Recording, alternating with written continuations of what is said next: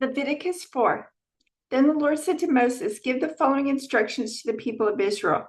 This is how you are to deal with those who sin unintentionally by doing anything that violates one of the Lord's commands. If the high priest sins, bringing guilt upon the whole community, he must give a sin offering for the sin he has committed. He must present to the Lord a young bull with no defects. He must bring the bull to the Lord at the entrance of the tabernacle, lay his hand on the bull's head, and slaughter it before the Lord. The high priest will then take some of the bull's blood into the tabernacle, dip his finger in the blood, and sprinkle it 7 times before the Lord in front of the inner curtain of the sanctuary. The priest will then put some of the blood on the horns of the altar for fragrant incense that stands in the Lord's presence inside the tabernacle. He will pour out the rest of the bull's blood at the base of the altar for burnt offerings at the entrance of the tabernacle. Then the priest must remove all the fat of the bull to be offered as a sin offering. This includes all the fat around the internal organs, the 2 kidneys, and the fat around them near the loins, and the long lobe of the liver. He must remove these along with the kidneys, just as he does with the cattle offered as a peace offering, and burn them on the altar of burnt offerings. But he must take whatever is left of the bull, its hide, meat, head, legs, internal organs, and dung, and carry it away to a place outside the camp that is ceremonially clean, the place where the ashes are dumped. There on the ash heap, he will burn it on a wood fire. If the entire Israelite community sins by violating one of the Lord's commands, but the people don't realize it, they are still guilty. When they become aware of their sin, the people must bring a young bull as an offering for their sin and present it before the tabernacle. The elders of the community must then lay their hands on the bull's head and slaughter it before the Lord. The high priest will then take some of the bull's blood into the tabernacle, dip his finger in the blood, and sprinkle it 7 times before the Lord in front of the inner curtain. He will then put some of the blood on the horns of the altar for fragrant incense that stands in the Lord's presence inside the tabernacle. He will pour out the rest of the blood at the base of the altar for burnt offerings at the entrance of the tabernacle. Then the priest must remove all the animal's fat and burn it on the altar, just as he does with the bull offered as a sin offering for the high priest. Through this process, the priest will purify the people, making them right with the Lord, and they will be forgiven. Then the priest must take what is left of the bull and carry it outside the camp and burn it there, just as is done with the sin offering for the high priest. This offering is for the sin of the entire congregation of Israel. If one of Israel's leaders sins by violating one of the commands of the Lord, his God, but doesn't realize it, he is still guilty. When he becomes aware of his sin, he must bring as his offering a male goat with no defects. He must lay his hand on the goat's head and slaughter it at the place where burnt offerings are slaughtered before the Lord. This is an offering for his sin. Then the priest will dip his finger in the blood of the sin offering and put it on the horns of the altar for burnt offerings. He will pour out the rest of the blood at the base of the altar. Then he must burn all the goat's fat on the altar, just as he does with the peace offering. Through this process, the priest will purify the leader from his sin, making him right with the Lord, and he will be forgiven. If any of the common people sin by violating one of the Lord's commands, but they don't realize it, they are still guilty. When they become aware of their sin, they must bring as an offering for their sin a female goat with no defects. They must lay a hand on the head of the sin offering and slaughter it at the place where the burnt offerings are slaughtered. Then the priest will dip his finger in the blood and put it on the horns of the altar for burnt offerings. He will pour out the rest of the blood at the base of the altar. Then he must remove all the goat's fat, just as he does with the fat of the peace offering. He will burn the fat on the altar, and it will be a pleasing aroma to the Lord. Through this process, the priest will purify the people, making them right with the Lord, and they will be forgiven. If the people bring a sheep as their sin offering, it must be a female with no defects. They must lay a hand on the head of the sin offering and slaughter it at the place where the burnt offerings are slaughtered. Then the priest will dip his finger in the blood of the sin offering and put it on the horns of the altar for burnt offerings. He will pour out the rest of the blood at the base of the altar. Then he must remove all the sheep's fat, just as he does with the fat of a sheep presented as a peace offering. He will burn the fat on the altar on top of the special gifts presented to the Lord.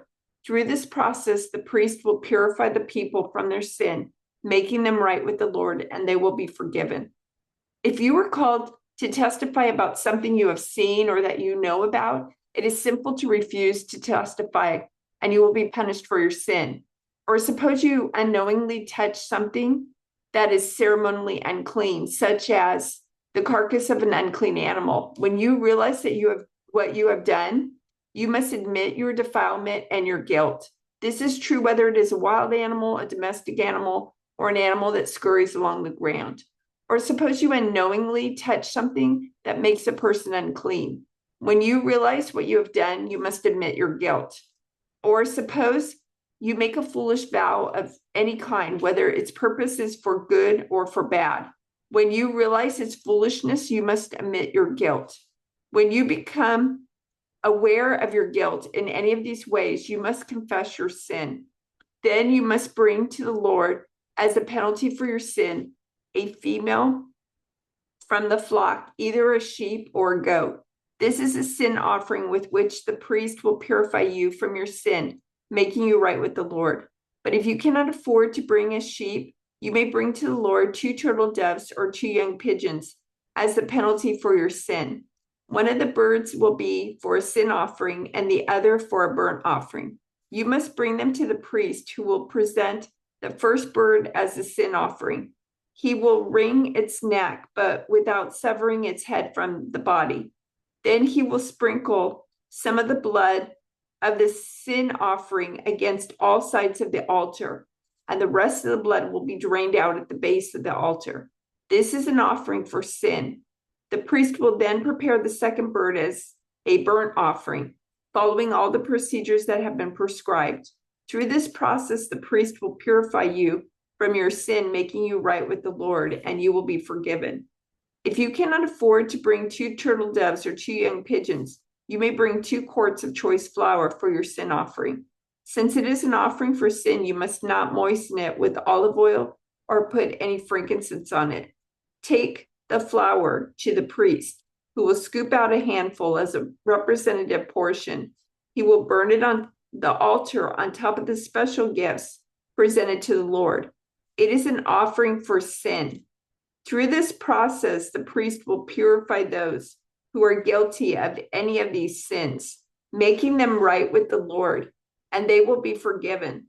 The rest of the flour will belong to the priest, just as with the grain offering.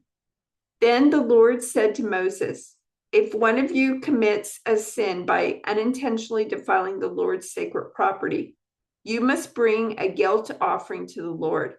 The offering must be your own ram with no defects, or you may buy one of equal value with silver, as measured by the weight of the sanctuary shekel.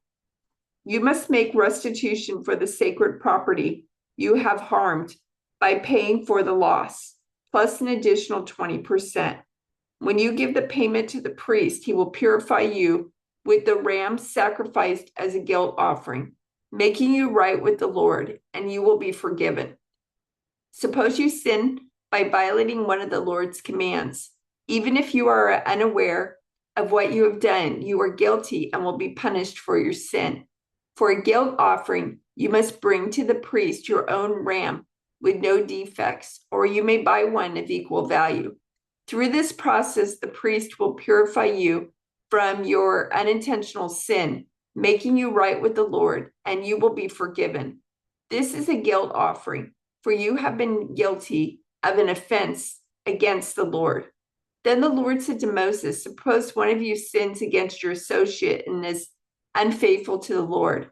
Suppose you cheat in a deal involving a security deposit, or you steal or commit fraud, or you find lost property and lie about it, or you lie while swearing to tell the truth. or you commit any other such sin. If you have sinned in any of these ways, you are guilty. You must give back whatever you stole, or the money you took by extortion, or the security deposit, or the lost property you found, or anything obtained by swearing falsely. You must make restitution by paying the full price plus an additional 20% to the person you have harmed. On the same day, you must present a guilt offering. As a guilt offering to the Lord, you must bring to the priest your own ram with no defects, or you may buy one of equal value. Through this process, the priest will purify you before the Lord, making you right with him, and you will be forgiven for any of these sins you have committed. Then the Lord said to Moses, "Give Aaron and his sons the following instructions regarding the burnt offering.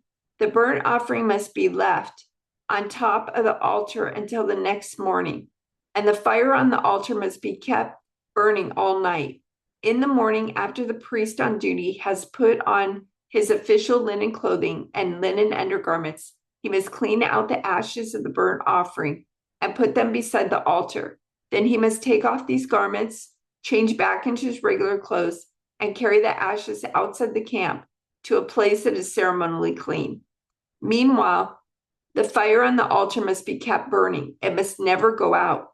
Each morning, the priest will add fresh wood to the fire and arrange the burnt offering on it. He will then burn the fat of the peace offerings on it. Remember, the fire must be kept burning on the altar at all times. It must never go out. These are the instructions regarding the grain offering. Aaron's sons must present this offering to the Lord in front of the altar. The priest on duty will take from the grain offering a handful of the choice flour moistened with olive oil, together with all the frankincense. He will burn this representative portion on the altar as a pleasing aroma to the Lord. Aaron and his sons may eat the rest of the flour, but it must be baked without yeast and eaten in a sacred place within the courtyard of the tabernacle. Remember, it must never be prepared with yeast. I have given it to the priests as their share of the special gifts presented to me. Like the sin offering and the guilt offering, it is most holy. Any of Aaron's male descendants may eat from the special gifts presented to the Lord. This is their permanent right from generation to generation. Anyone or anything that touches these offerings will become holy. Then the Lord said to Moses, on the day Aaron and his sons are anointed, they must present to the Lord the standard grain offering of 2 quarts of choice flour, half to be offered in the morning and half to be offered in the evening. It must be carefully mixed with olive oil and cooked on a griddle. Then slice this grain offering and present it as a pleasing aroma to the Lord. In each generation, the high priest who succeeds Aaron must prepare the same offering. It belongs to the Lord and must be burned up completely. This is a permanent law. All such grain offerings of a priest must be burned up entirely. None of it may be eaten. Then the Lord said to Moses, give Aaron and his sons the following instructions regarding the sin offering. The animal given as an offering for sin is a most holy offering, and it must be slaughtered in the Lord's presence at the place where the burnt offerings are slaughtered. The priest who offers the sacrifice as a sin offering must eat his portion in a sacred place within the courtyard of the tabernacle. Anyone or anything that touches the sacrificial meat will become holy. If any of the sacrificial blood splatters on a person's clothing, the soiled garment must be washed in a sacred place. If a clay pot is used to boil the sacrificial meat, it must then be broken. If a bronze pot is used, it must be scoured and thoroughly rinsed with water. Any male from a priest's family may eat from this offering. It is most holy. But the offering for sin may not be eaten if its blood was brought into the tabernacle as an offering for purification in the holy place. It must be completely burned with fire.